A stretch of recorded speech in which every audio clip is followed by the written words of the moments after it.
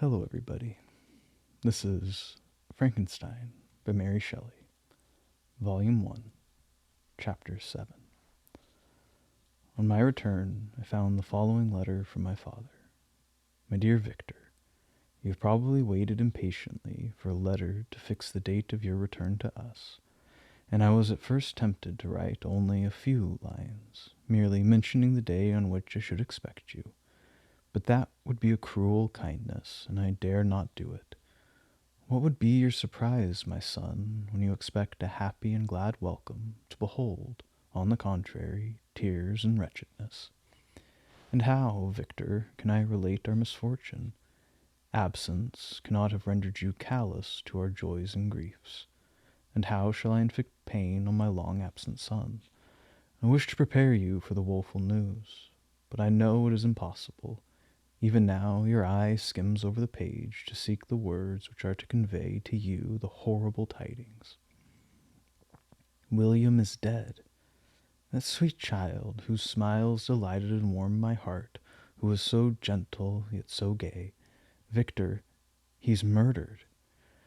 I will not attempt to console you, but will simply relate the circumstances of my transaction. Last Thursday, May 7th, I, my niece, and your two brothers went to walk in Plan Palais. The evening was warm and serene, and we prolonged our walk farther than usual. It was already dusk before we thought of returning, and then we discovered that William and Ernest, who had gone on before, were not to be found.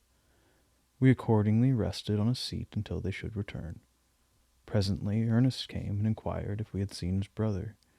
He said that he had been playing with him, that William had run away to hide himself, and that he vainly sought for him, and afterwards waited for him a long time, but he did not return. This account rather alarmed us, and we continued to search for him until night fell, when Elizabeth conjectured that he might have returned to the house. He was not there. We returned again with torches, for I could not rest when I thought that my sweet boy had lost himself and was exposed to all the damps and dews of night. Elizabeth also suffered extreme anguish. About 5 in the morning I discovered my lovely boy, whom the night before I had seen blossoming and active in health, stretched on the grass, livid and motionless. The print of the murderer's finger was on his neck. He was conveyed home, and the anguish that was visible in my countenance betrayed the secret to Elizabeth.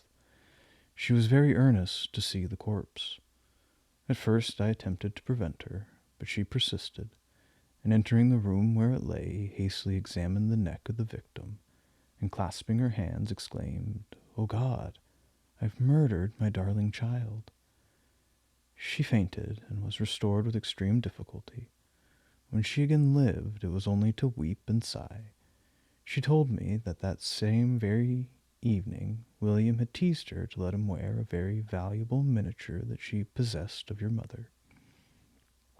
This picture is gone, and was doubtless the temptation which urged the murderer to the deed. We have no trace of him at present, although our exertions to discover him are unremitted, but they will not restore my beloved William.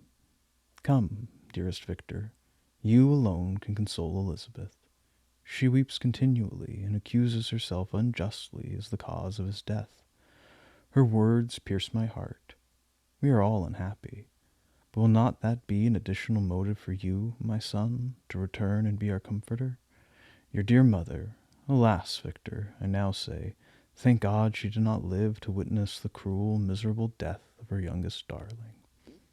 Come, Victor, not brooding thoughts of vengeance against the assassin, but with feelings of peace and gentleness that will heal instead of festering the wounds of our minds. Enter the house of mourning, my friend, but with kindness and affection for those who you love, and not with hatred for your enemies. Your affectionate and afflicted father, Alphonse Frankenstein. Geneva, May 12th, 17. Clerval, who had watched my countenance as I read this letter, was surprised to observe the despair that succeeded to the joy I at first expressed on receiving news from my friends. I threw the letter on the table and covered my face with my hands. My dear Frankenstein, exclaimed Henry, when he perceived me weep with bitterness, are we always to be unhappy? My dear friend, what happened? I motioned to him to take up the letter, while I walked up and down the room in extremest agitation. Tears also gushed from the eyes of Clerval as he read the account of my misfortune. I can offer you no consolation, my friend, said he. Your disaster is irreparable. What do you intend to do? To go instantly to Geneva. Come with me, Henry, to order the horses. During our walk, Clerval endeavored to say a few words of consolation. He could only express his heartfelt sympathy. Poor William, said he, dear lovely child, he now sleeps with his angel mother. Who that had seen him bright and joyous in his young beauty, but must weep over his untimely loss? To die so miserably, to feel the murderer's grasp. How much more a murderer that could destroy such radiant innocence? Poor little fellow! Only one consolation have we. His friends mourn and weep, but he is at rest. The pang is over, his sufferings are at an end, forever. A sod covers his gentle form, and he knows no pain. He can no longer be subject for pity. We must reserve that for his miserable survivors. Clerval spoke thus as we hurried through the streets. The words impressed themselves on my mind, and I remembered them afterwards in solitude. But now, as soon as the horses arrived, I hurried into a cabriolet and bade farewell to my friend. My journey was very melancholy. At first I wished to hurry on, for I longed to console and sympathize with my loved and sorrowing friends. But when I drew near my native town, I slackened my progress. I could hardly sustain the multitude of feelings that crowded into my mind. I passed through scenes familiar to my youth, but which I had not seen for nearly 6 years. How altered everything might be during that time! One sudden and desolating change had taken place, but 1,000 little circumstances might have by degrees worked other alterations which, although they were done more tranquilly, might not be the less decisive. Fear overcame me. I dared not advance, dreading 1,000 nameless evils that made me tremble, although I was unable to define them. I remained 2 days at Lausanne. In this painful state of mind, I contemplated the lake. The waters were placid. All around was calm, and the snowy mountains, the palaces of nature, were not changed. By degrees, the calm and heavenly scene restored me, and I continued my journey towards Geneva. The road ran by the side of the lake, which became narrower as I approached my native town. I discovered more distinctly the black sides of Jura and the bright summit of Mont Blanc. I wept like a child. Dear mountains, my own beautiful lake, how do you welcome your wanderer? Your summits are clear. The sky and lake are blue and placid.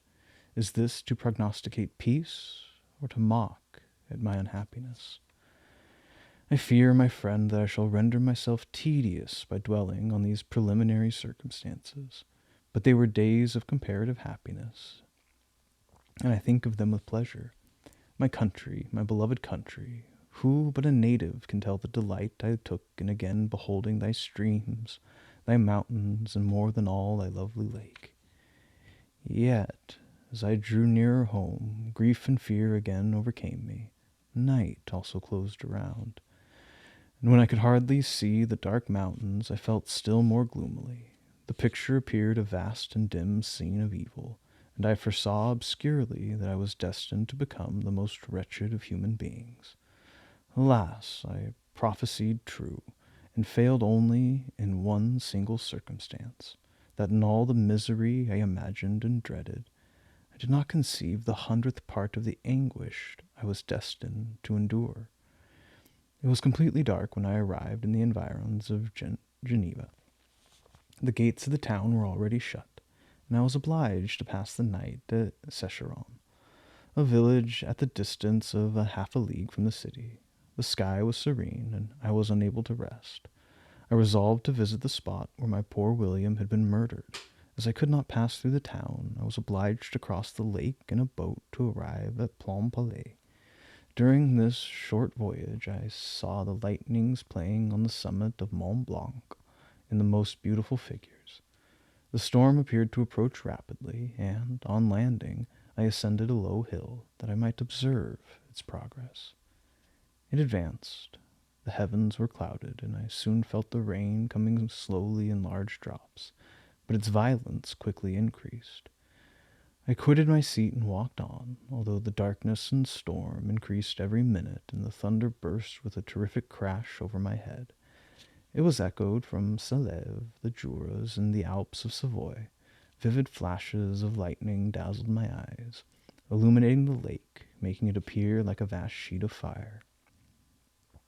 Then, for an instant, everything seemed of a pitchy darkness, until the eye recovered itself from the preceding flash. The storm, as is often the case in Switzerland, appeared at once in various parts of the heavens. The most violent storm hung exactly north of the town, over that part of the lake which lies between the promontory of Belle-Rive and the village of Coppet. Another storm enlightened Jura with faint flashes, and another darkened and sometimes disclosed the Moel, a peaked mountain in the east of the lake. While I watched the tempest, so beautiful yet terrific, I wandered on with hasty step. This noble war in the sky elevated my spirits. I clasped my hands and exclaimed aloud, "William, dear angel, this is thy funeral, this thy dirge." As I said these words, I perceived in the gloom a figure which stole from behind a clump of trees near me. I stood fixed, gazing intently. I could not be mistaken. A flash of lightning illuminated the object and discovered its shape plainly to me, its gigantic stature and the deformity of its aspect, more hideous than belongs to humanity, instantly informed me that it was the wretch, the filthy demon to whom I had given life. What did he there? Could he be, I shuddered at the conception, the murderer of my brother? No sooner did that idea cross my imagination than I became convinced of its truth. My teeth chattered, and I was forced to lean against a tree for support. The figure passed me quickly, and I lost it in the gloom. Nothing in human shape could have destroyed that fair child. He was the murderer. I could not doubt it. The mere presence of the idea was an irresistible proof of the fact. I thought of pursuing the devil, but would have been in vain, for another flash discovered him to me hanging among the rocks of the nearly perpendicular ascent of Mount Salève, a hill that bound Plainpalais on the south. He soon reached the summit and disappeared. I remained motionless. The thunder ceased, but the rain still continued, and the scene was enveloped in an impenetrable darkness. I revolved in my mind the events which I had until now sought to forget. The whole train of my progress towards the creation, the appearance of the work of my own hands alive at my bedside, its departure. 2 years had now nearly elapsed since the night on which he first received life. And was this his first crime? Alas! I had turned loose into the world a depraved wretch whose delight was in carnage and misery. Had he not murdered my brother? No one can conceive the anguish I suffered during the remainder of the night, which I spent, cold and wet, in the open air. But I did not feel the inconvenience of the weather. My imagination was busy in scenes of evil and despair. I considered the being whom I had cast among mankind, and endowed with the will and power to effect purposes of horror. Such is the deed which he had now done, nearly in the light of my own vampire, my own spirit let loose from the grave, and forced to destroy all that was dear to me. Day dawned. I directed my steps towards the town. The gates were open, and I hastened to my father's house. My first thought was to discover what I knew of the murderer, and cause instant pursuit to be made. But I paused when I reflected on the story that I had to tell. A being whom I myself had formed and endued with life had met me at midnight among the precipices of an inaccessible mountain. I remembered also the nervous fever with which I had been seized just at the time that I dated my creation, and which would give an air of delirium to a tale otherwise so utterly improbable. I well knew that if any other had communicated such a relation to me, I should have looked upon it as the ravings of insanity. Besides, the strange nature of the animal would elude all pursuit, even if I were so far credited as to persuade my relatives to commence it. And then, of what use would be pursuit?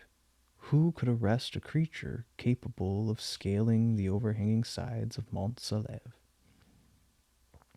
These reflections determined me, and I resolved to remain silent. It was about 5 in the morning when I entered my father's house. I told the servants not to disturb the family and went into the library to attend their usual hour of rising.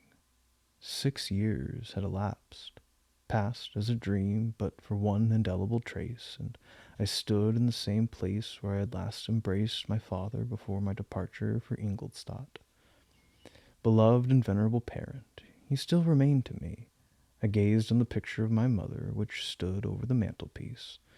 It was an historical subject, painted at my father's desire, and represented Caroline Beaufort in an agony of despair, kneeling by the coffin of her dead father. Her garb was rustic and her cheek pale, but there was an air of dignity and beauty that hardly permitted the sentiment of pity. Below this picture was a miniature of William, and my tears flowed when I looked upon it. While I was thus engaged, Ernest entered. He had heard me arrive and hastened to welcome me. He expressed a sorrowful delight to see me. "Welcome, my dearest Victor," said he. "Ah, I wish you had come 3 months ago, and then you would have found us all joyous and delighted. You come to us now to share a misery which nothing can alleviate. Yet your presence will, I hope, revive our father, who seems sinking under his misfortune, and your persuasions will induce poor Elizabeth to cease her vain and tormenting self-accusations. Poor William, he was our darling and our pride." Tears, unrestrained, fell from my brother's eyes. A sense of mortal agony crept over my frame. Before, I had only imagined the wretchedness of my desolated home. The reality came on me as a new and a not less a terrible disaster. I tried to calm Ernest. I inquired more minutely concerning my father, and her I named my cousin. "She, most of all," said Ernest, "requires consolation. She accused herself of having caused the death of my brother, and that made her very wretched. But since the murderer has been discovered—" "The murderer discovered? Good God, how can that be? Who could attempt to pursue him? It is impossible. One might as well try to overtake the winds, or confind a mountain stream with a straw. I saw him too. He was free last night." "I do not know what you mean," replied my brother in accents of wonder, "but to us the discovery we have made completes our misery. No one would believe it at first, and even now Elizabeth will not be convinced, notwithstanding all evidence. Indeed, who would credit that of Justine Moritz, who was so amiable and fond of all the family, could suddenly become capable of so frightful and appalling crime? Justine Moritz? Poor, poor girl, is she the accused? But it is wrongfully. Everyone knows that. No one believes it, surely, Ernest. No one did at first, but several circumstances came out that have almost forced conviction upon us, and her own behavior has been so confused as to add to the evidence of facts a weight that, I fear, leaves no hope for doubt. But she will be tried today, and you will then hear all." He related that, the morning on which the murder of poor William had been discovered, Justine had been taken ill and confined to her bed for several days. During this interval, one of the servants, happening to examine the apparel she had worn on the night of the murder, had discovered in her pocket the picture of my mother, which had been judged to be the temptation of the murderer. The servant instantly showed it to one of the others, who, without saying a word to any of the family, went to a magistrate, and upon their deposition Justine was apprehended. On being charged with the fact, the poor girl confirmed the suspicion in a great measure by her extreme confusion of the matter. This is a strange tale, but it did not shake my faith, and I replied earnestly, You're all mistaken. I know the murderer. Justine, poor good Justine, is innocent." At that instant my father entered. I saw unhappiness deeply impressed on his countenance, but he endeavored to welcome me cheerfully, and after we'd exchanged our mournful greeting, would have introduced some other topic than that of our disaster, had not Ernest exclaimed, "Good God, papa! Victor says that he knows who was the murderer of poor William." "We do also, unfortunately," replied my father, "for indeed I had rather have been forever ignorant than have discovered so much depravity and ingratitude in one I valued so highly." "My dear father, you're mistaken. Justine is innocent. If she is, God forbid that she should suffer as guilty. She is to be tried today, and I sincerely hope, that she will be acquitted." This speech calmed me. I was firmly convinced in my own mind that Justine, and indeed every human being, was guiltless of this murder. I had no fear, therefore, that any circumstantial evidence could be brought forward strong enough to convict her. My tale was not one to announce publicly. Its astounding horror would be looked upon as madness by the vulgar.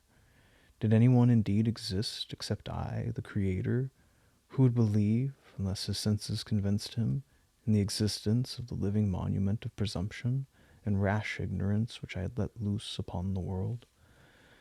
We were soon joined by Elizabeth.